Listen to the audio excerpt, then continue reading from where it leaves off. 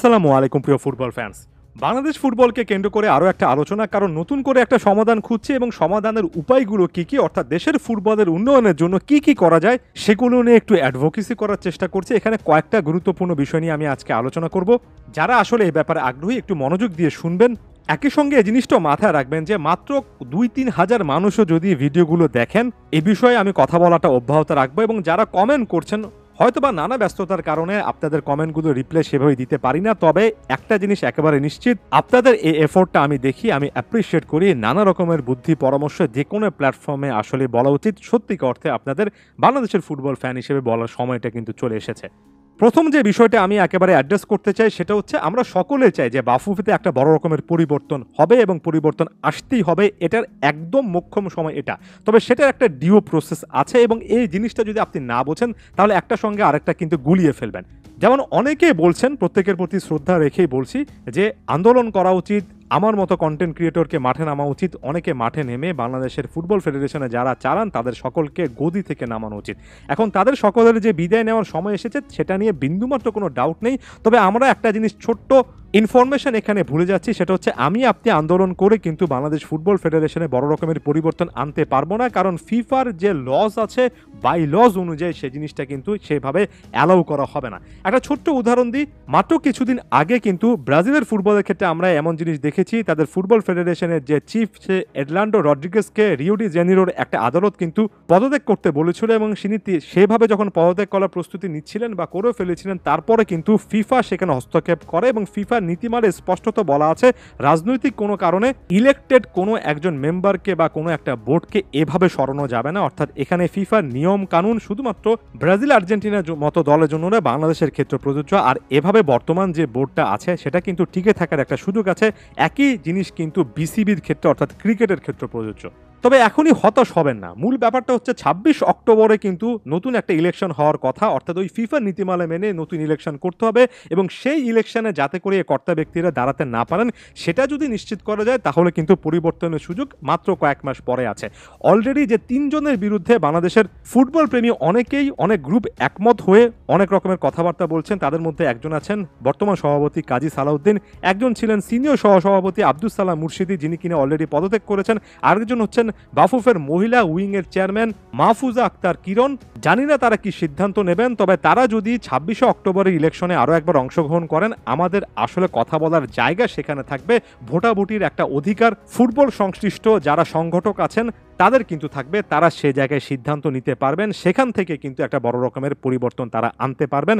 আমি মূলত বোঝাতে যাচ্ছি, নিয়মের মধ্যে থেকে কিন্তু এখন বাফুফেতে বড় রকমের সংস্কার কার্যক্রম করা যায়। এ ব্যাপারটা নিয়ে এখনই এতটা উত্তেজিত না হয়ে প্ল্যান মাফিক যদি আপনারা এগোন, চিন্তা ভাবনা করেন, সবচেয়ে বড় কথা দেশের ফুটবল নিয়ে যদি সচেতনতা তৈরি করেন, তাহলে অবশ্যই একটা পরিবর্তন আসবে, আমি আশাবাদী।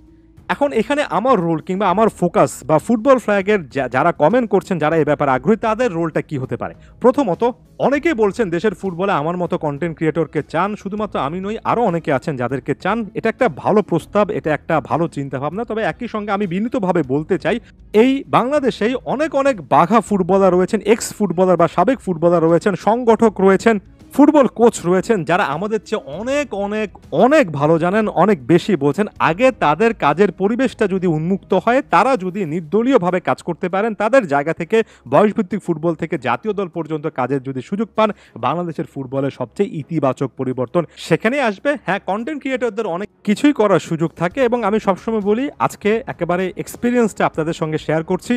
একটা সময় আমি যে ফার্মে জব করতাম, সেই ফার্মের একটা কাজের অংশ হিসেবে বাফুফের web development, software development, point table system, scoring বা স্কোরশিট মেনটেনিং, কন্টেন্ট ক্রিয়েশন, অনেক কিছুর সঙ্গে আমি কিন্তু যুক্ত ছিলাম। অনেক অনেক প্রজেক্টে কাজ করেছি, এমনকি বাফুফের জন্য আলাদা ইউটিউব চ্যানেল নিয়েও কিন্তু কাজ করেছি আমার ওই ফার্মের থ্রুতে। সেটা আমাকে দায়িত্ব হিসেবে দেওয়া হয়েছিল। তবে আমার এক্সপিরিয়েন্স সেখানে একেবারেই ভালো হয়নি। কাজের সেখানে বড় রকমের স্কোপ দেখিনি, স্বচ্ছতার জায়গা দেখিনি, একটা বড় রকমের প্ল্যানিং দেখিনি, যে কারণে লম্বা সময় ধরে কাজটা কন্টিনিউ করার মতো কোনো গ্রাউন্ড আমার ওই সময়টার কোম্পানিও কিন্তু খুঁজে পায়নি। তবে এই এক্সপিরিয়েন্সটা আমার আছে একটা দেশের ফুটবল ফেডারেশনের, বিশেষ করে আইটি সংক্রান্ত ব্যাপার নিয়ে কি কি কার্যক্রম করা উচিত সেটা নিয়ে আমার এই অভিজ্ঞতাটা আমি পরবর্তী সময়ে কাজে লাগিয়েছি।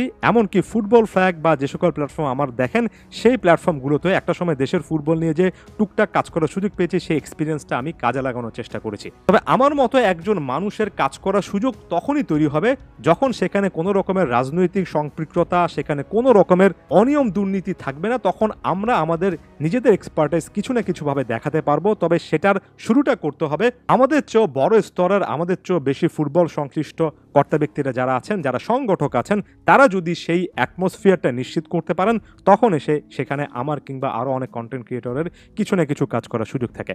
তাহলে এখন আমি আসলে কি করতে চাচ্ছি? আমি মূলত যে জিনিসটা তৈরি করতে চাচ্ছি সেটা হচ্ছে জনসচেতনতা। বিভিন্ন প্ল্যাটফর্মে আসলে বাংলাদেশের ফুটবল নিয়ে আরো বেশি করে কথাবার্তা বলা উচিত।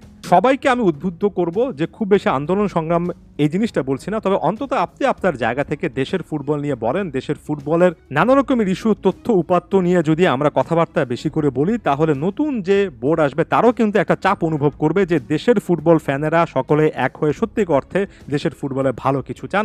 আমরা আমাদের জায়গা থেকে ওই আলোচনা সমালোচনাগুলো করব, আমরা দেশের ফুটবল নিয়ে ভাববো, আর এভাবে লং টার্ম একটা পরিবর্তনের দিকে অল্প অল্প করে দেশের ফুটবলে নিজেদের জায়গা থেকে নিয়ে যাব। এখানে বলার জায়গা, আলোচনা করার জায়গা শুধুমাত্র আমি নই। এই মুহূর্তে ভিডিওটা যিনি শুনছেন আপনিও কিন্তু দেশের ফুটবল নিয়ে নিজের ভাবনার কথা প্রতিটা প্ল্যাটফর্মে বলতে পারেন, আপনার বন্ধুদেরকে বলতে পারেন, পরিবারকে বলতে পারেন যারা আগ্রহী আছেন। সবাইকে যদি সচেতন করতে পারেন, আপনি নিজে যদি বলতে পারেন, তাহলে কত রকমের পরিবর্তন আসলে করা সম্ভব এটা তো এখন দেশে স্পষ্টতই দেখা যাচ্ছে। ধন্যবাদ সবাইকে।